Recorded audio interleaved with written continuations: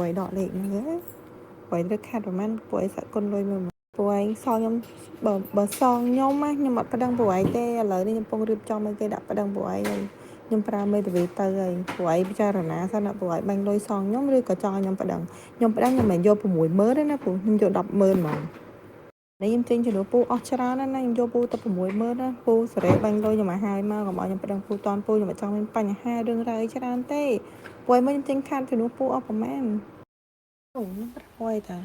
lôi bút đừng nhóm bên ban cho ta nè hay nhóm đòi bút ta bút nó so nè bút clear nhóm pi rồi nó so lên thiệt hai bút tình của mấy anh hay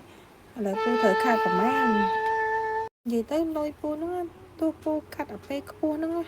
có bút cắt ai nhưng mà đó này cứ thử này tụi ai làm chân chứ sao nè nhưng mà bánh lôi bút nè bánh lôi bút nhưng tụi ti lôi bút nè mà mẹ nhưng cắt lôi bút sáng đi nè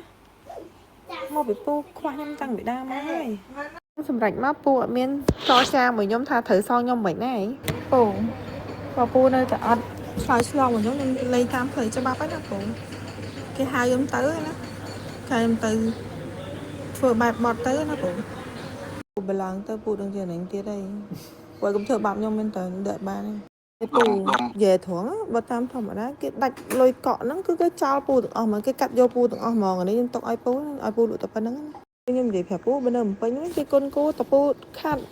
khát nó là lôi cọ nó cứ cái cắtปูtrao tự mòn mình tộc áo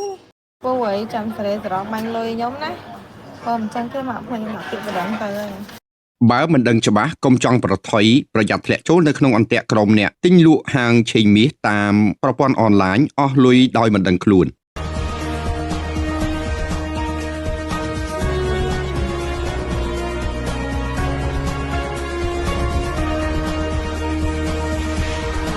ពាក្យចាស់ពោលថាដើរឲ្យមាន3ស្ដីឲ្យមាន4ឬចូលព្រៃឲ្យមើលថ្ងៃលិចបរិសម្នាក់បានរងគ្រោះធ្លាក់ចូលទៅក្នុងអន្ទាក់នៃការលបងលួងលោមរបស់ក្រុមអ្នកទិញលក់មាសឬហៅថាលេងហាងឆេងមាសនោះអស់ប្រាក់រលែងពីខ្លួនរហូតជំពាក់បំណុលគេវាន់កថែមទៀតថ្លែងប្រាប់អ្នកសារព័ត៌មានយើងកាលពីរសៀលថ្ងៃទី14ខែកក្កដាឆ្នាំ2026កន្លងទៅថ្មីនេះលោកអ្នកងយបច្ចុប្បន្នរស់នៅភូមិអូតាពុកក្រោមសង្កាត់ទូលវាក្រុងប៉ៃលិនខេត្តប៉ៃលិនដែលធ្លាក់ខ្លួនរងគ្រោះនៅក្នុងរឿងរ៉ាវខាងលើនេះបានលើកឡើងថារូបលោកបានធ្លាក់ចូលទៅក្នុងអន្ទាក់នៃការលបងទិញលក់មាសជាមួយនឹងស្ត្រីម្នាក់តាមអនឡាញរហូតអស់លុយពីខ្លួនរលីងហើយមិនត្រឹមតែប៉ុណ្ណោះនោះស្ត្រីរូបនោះក៏បានប្តឹងលោកទៅកាន់តុលាការដើម្បីឲ្យសងលុយចំនួន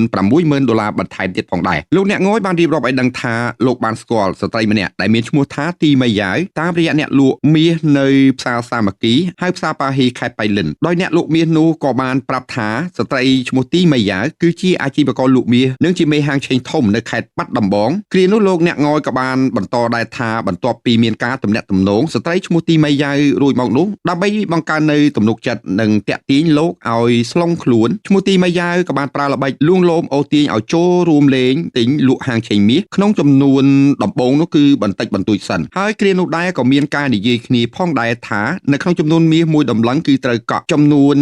$100អាមេរិក100តម្លឹងត្រូវកក់$10,000អាមេរិកបានន័យថាប្រសិនបើមាសធ្លាក់ចុះគឺកាត់តែលុយកក់តែប៉ុណ្ណោះប៉ុន្តែលុះនៅក្នុងដំណាក់កាលចុងក្រោយដែលលោកបានអះអាងថាចំនួនលុយទាំងដើមនិងលុយចំណេញសរុបទាំងអស់នឹងគឺប្រមាណជា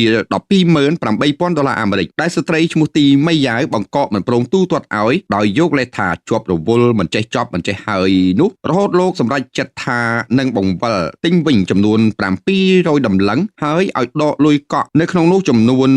$70,000ក្នុងចំណោមលុយដែលនៅសល់ចំនួន$28,000អាមេរិកហេតុអ្វីក៏នៅពេលមាសធ្លាក់ថ្លៃស្រាប់តែស្ត្រីឈ្មោះទីមីយ៉ាវនេះបានកាត់យកទាំងលុយនៅសល់ចំនួន$58,000ថែមទៀតហើយមិនត្រឹមតែប៉ុណ្ណោះគឺបង្ខំឲ្យលោកសងចំនួន$60,000ថែមទៀតរហូតចុងក្រោយស្ត្រី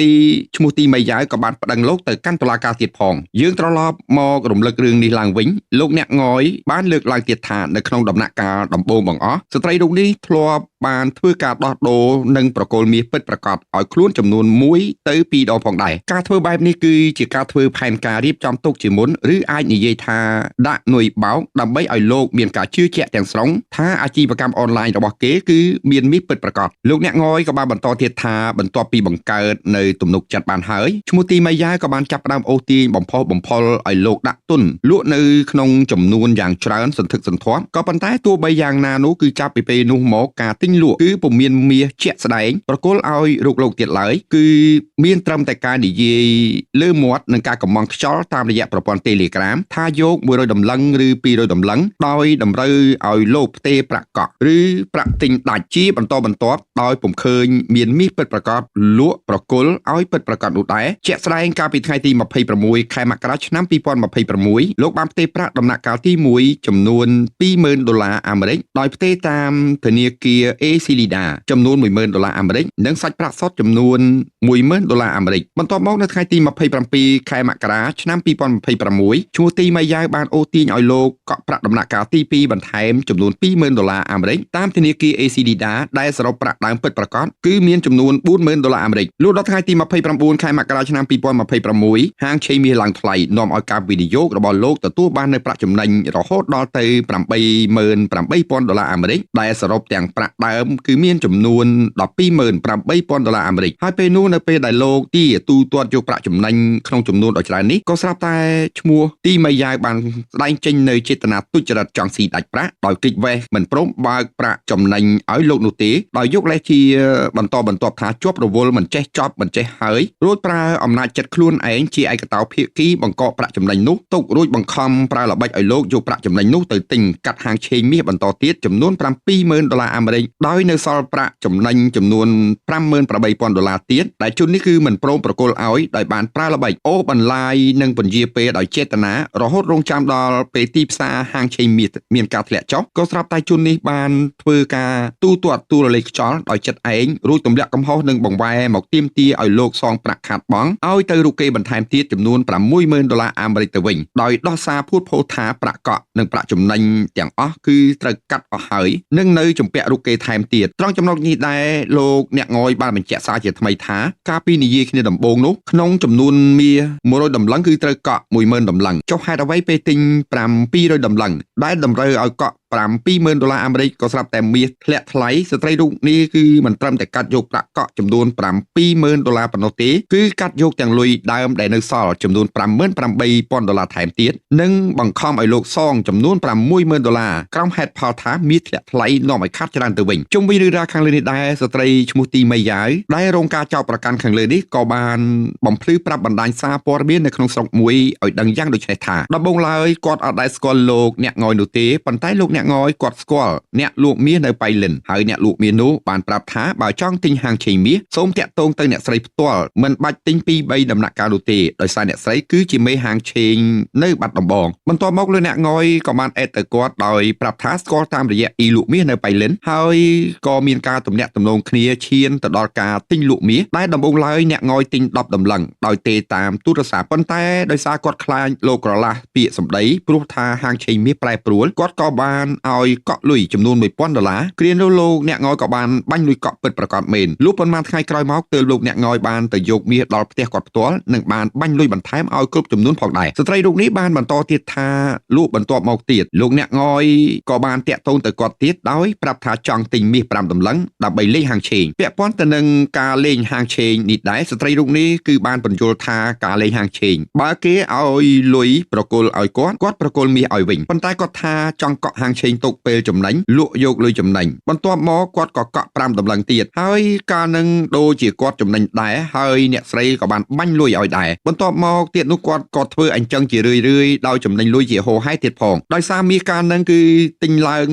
ងហើយស្ត្រីរូបនេះក៏បានគូបញ្ជាក់ឲ្យដឹងដែរថាខ្លួនមិនមែនរកស៊ីតាមអនឡាញនោះទេគឺមានកន្លែងលក់ដូរយ៉ាងត្រឹមត្រូវអ្នកស្រីទីម៉ៃយ៉ាវក៏បានបន្ថែមទៀតថាបន្តមកក៏បានទំនាក់ទំនងទិញមាសចំនួន100តម្លឹងហើយគាត់ក៏បានតម្រូវឲ្យកក់ចំនួន$10,000ដោយសារយល់ឃើញថាមាសឡើងចុះលឿនហើយគាត់ចេះតែរវល់ចំណែកលោកអ្នកងយចេះតែទិញច្រើនទៅ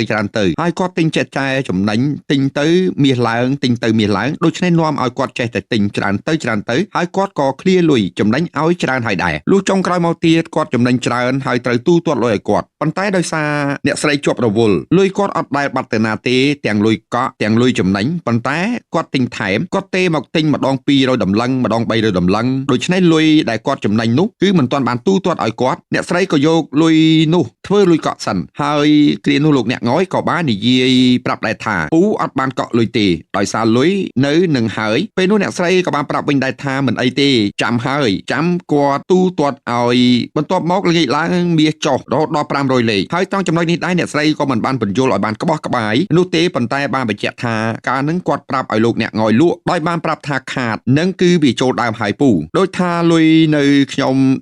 $128,000ទាំងដើមនោះគ្រាន់តែយកនោះគឺវាចូលទាំងដើមរបស់អ្នកស្រីអស់ជាង$10,000ថែមទៀតដោយសារយប់ឡើងយើងមិនដឹងទិញហាងឆេងឯណាបាននោះទេគឺគេបាត់អស់ហើយដូច្នេះបើពូចង់ទុកបន្តតតែបាញ់លុយកក់បន្ថែមដើម្បីគ្រប់លុយថ្លៃខាតពូប៉ុន្តែលោកអ្នកងយបានប្រាប់ថា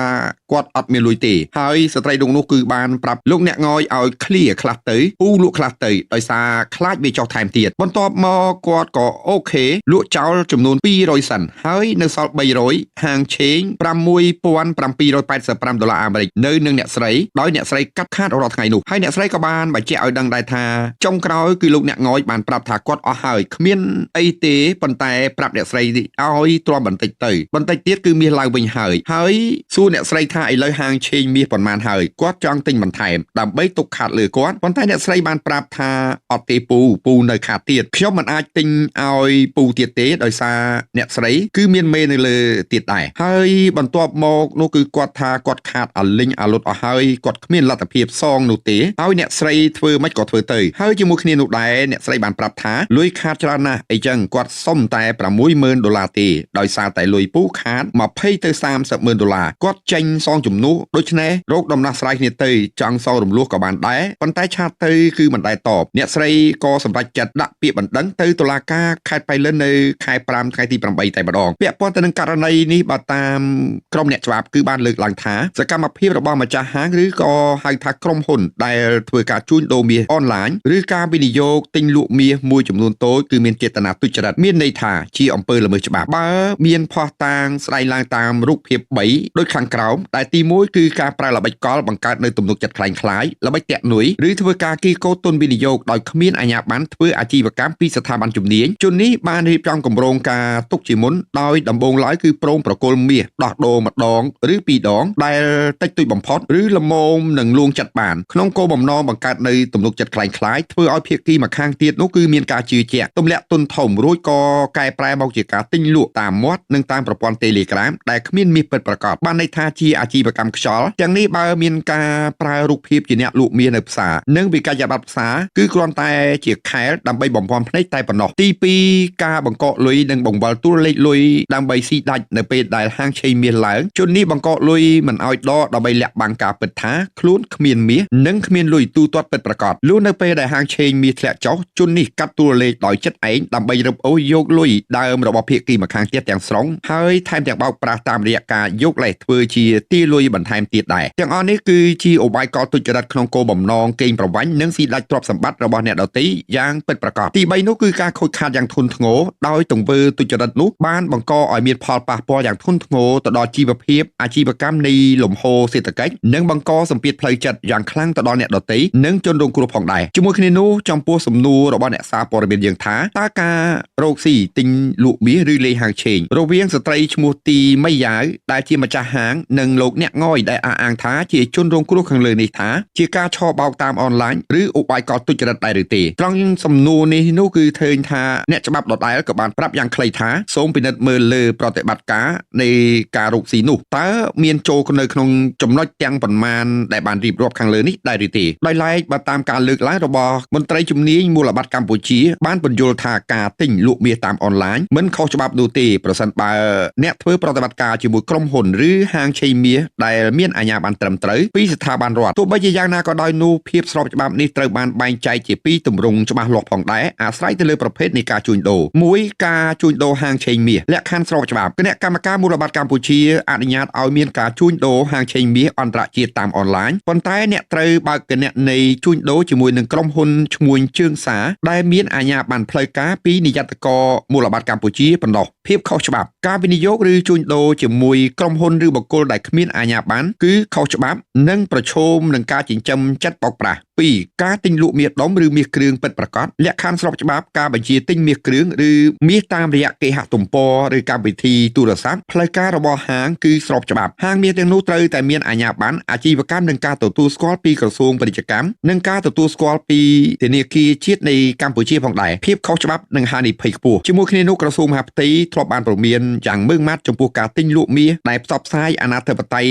តាមបណ្ដាញសង្គមដូចជា Facebook TikTok ដោយគ្មានទីតាំងច្បាស់លាស់ព្រោះមានករណីលក់មាសคล้ายៗឬបោកប្រាស់លុយដូច្នេះដើម្បីឲ្យមានសុវត្ថិភាពគឺត្រូវពិនិត្យមើលអាជ្ញាប័ណ្ណមុននឹងដាក់លុយដើម្បីជួញដូរត្រូវប្រាកដថាក្រុមហ៊ុននោះមានឈ្មោះនៅក្នុងបញ្ជីស្របច្បាប់ដែរឬទេទិញពីហាងមាសយីហោច្បាស់លាស់សម្រាប់ការទិញមាសពិតគួរជ្រើសរើសហាងដែលមានហាងផ្ទាល់ខ្លួននិងមានលិខិតធានាទិញលក់ត្រឹមត្រូវជៀសវាងការសន្យាចំណេញខ្ពស់នោះឃើញថាក្រុមជនខិលខូចតែងតែប្រើរូបភាពគ្រូបង្រៀនរកលុយតាមអនឡាញឬប្រព័ន្ធចំណេញស្វ័យប្រវត្តិដើម្បីអូសទាញអ្នកដទៃឲ្យចូលរួមតែសកម្មភាពទាំងនេះគឺភាគច្រើនគឺជាការបោកប្រាស់យ៉ាងពិតប្រាកដ